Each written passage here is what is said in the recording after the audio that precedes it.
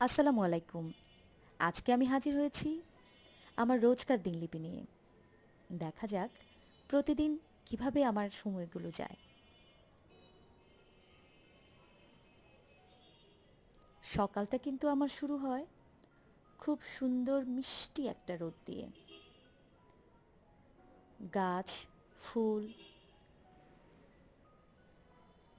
মিষ্টি রোদ, এমন সাদা শুভ্র বেলি শিউলি, সাথে এক কাপ চা।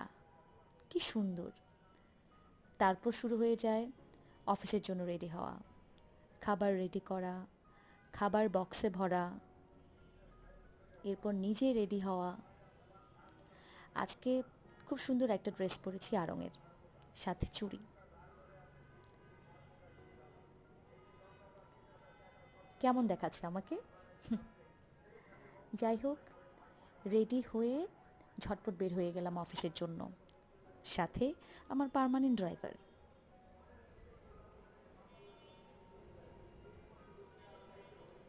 এরপর অফিসে ঢোকার কিছুক্ষণ পরেই সেই লিকার চা।